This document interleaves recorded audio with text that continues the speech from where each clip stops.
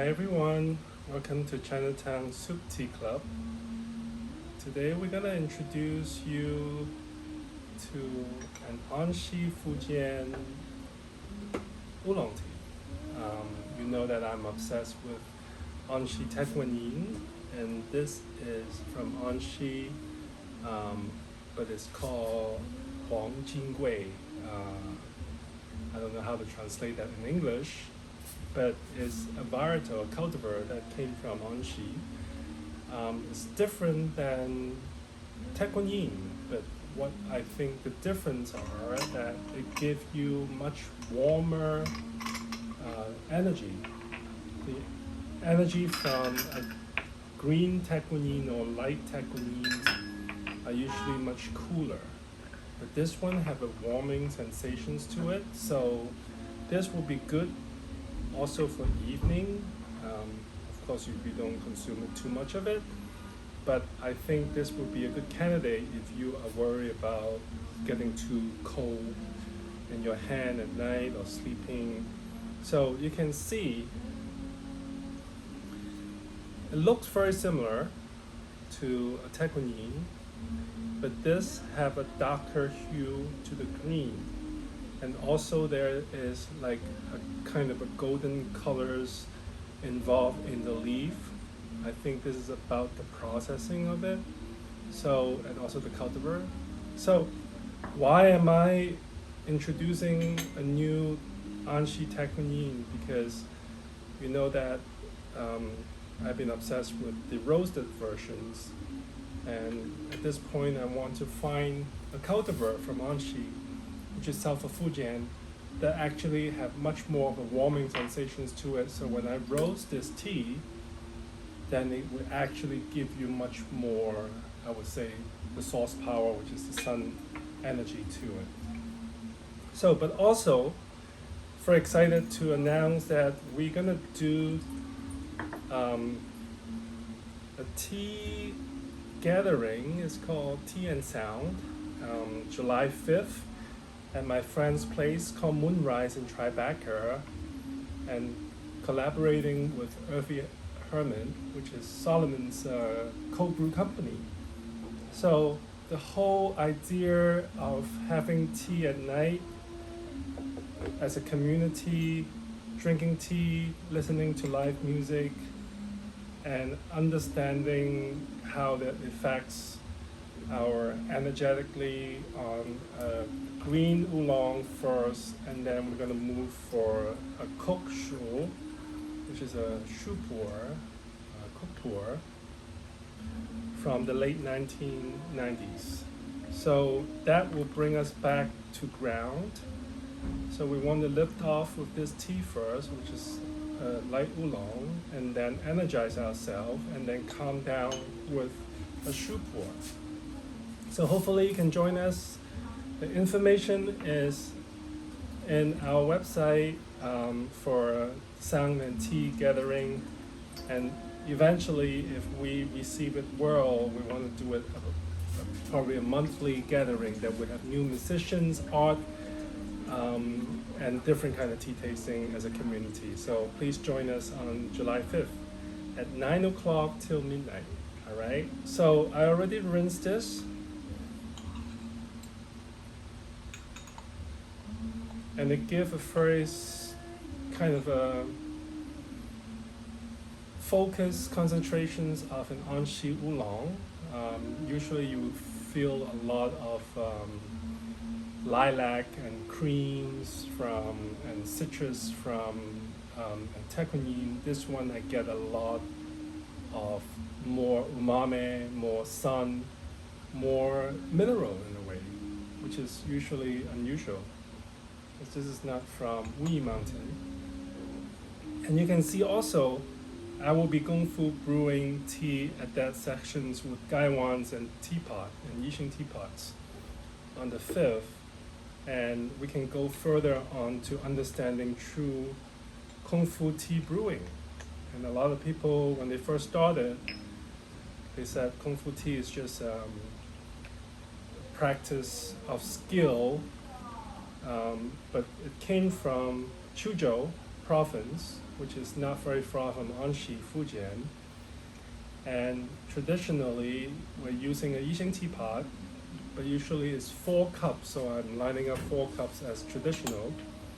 The 4 cups are very important in the expressions of it because it becomes a square and 4 corners of the northeast, southwest direction-wise.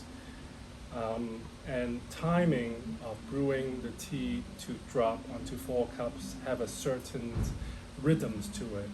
So a lot of people can see like people doing Kung Fu tea with 3 cups or 2 cups or 5 cups, but traditionally it's 4 cups mainly. So you can do some research on it and I will talk about more about it.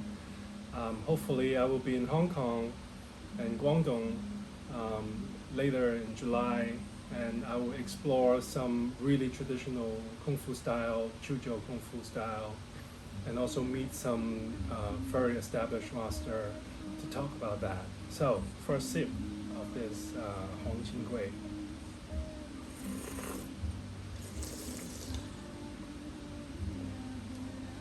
It's a much thicker, more solid brew that represents a lot of spring water in that region's aroma is completely different than Antigone. One of our tea friends here also kind of like spot out that it tastes almost like Jing Fuso, which is from Yunchun, which is also near this area, and they also have a very, very yang energy to Fuso, which is Buddha hands. So, if you have more questions about how and why we're doing the tea gathering at night, we feel that there's a lot of needs for people to gather after dinner rather than go out to drink alcohol. We actually drink tea. It will give you also that energy, but you won't get drunk and a headache after tomorrow. And also, as you know, alcohol consumptions, if we do it too often, that's really not good for our health. But with tea, it's different. It will bring out the conversations. Especially, we're going to have really good musicians coming in for live performance. We're going to be in an immense opportunity to create a community. Drinking 4 cups of tea by yourself is not advised because it gets lonely, but sometimes when you practice, it's always good to be by yourself. And each cup confirm how you feel on the previous cup. So you have 4 confirmations of 1 round of steeping on the tea. And we're gonna do our second brew on this. At Chinatown Soup, our selections are very, very time consuming. This tea we've been trying and testing for over 3 years now, and I haven't found the right balance between what I was looking for, which is the harmony of it. But it's getting there. Every time that we came with new samples, that's been improved because a lot of times they just use one techniques to make all the Anxi oolong tea. And sometimes each one needs specific care, and we've been testing it, so we're pretty close. So once we're close with that cultivations, then we would go for the firing, which is another whole new ventures, and it will probably takes around 2 to 3 rounds of roasting to understand and to our liking that we want to make a tea that could be aged and will not run stale in your archive. So second brew.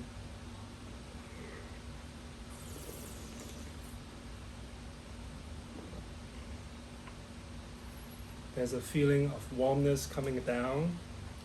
It's quite centered and focused. I think it's a good tea that it goes inwards for you. and then you can kind of listen to music while you're drinking it, or have a very mellow conversations, and meet new people. So I think it would be a conversation starter, because the focusing of the tea help you to focus on your conversations and your ideas to make it more clear. So I guess that's a very good candidate.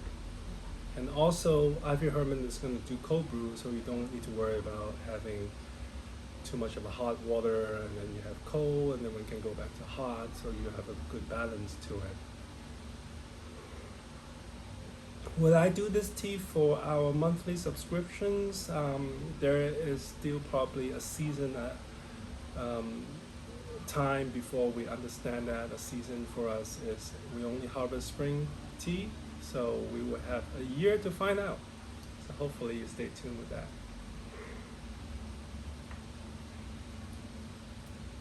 Good focus on that. You see how nicely the tea leaf have opened up into it, and the hue of the color of the tea leaf is very different than a Taekwondo. It's much more like earthy compared to other Anshi varieties, which I like, because you need to have a distinction between that and my beloved Taekwondo, which is Iron Goddess of Mercy. So let's see our base of the tea. And you can see there's a certain hue of color that changes. Very different, almost red stems coming in and some golden colors into the tea base of it. And it's hot in here, it's almost July.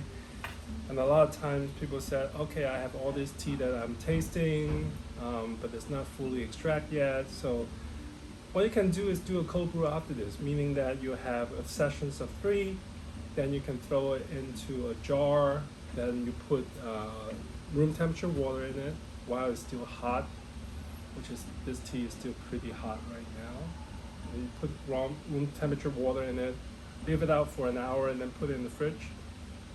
At night, in the morning you have a cold brew. So that would be a very good way of using and not wasting any good tea. So the third brew, the foundation starts to come out, the energy starts to come out. It's nice and warming, but it's not making you hot. So, which is great. It's almost like walking in a great Sunday afternoon under the sun in the park. So hope you enjoy, and I hope to see you over there at Moonrise, which is going to be a very important space in New York City for wellness, gathering, and tea education. So hope to see you there.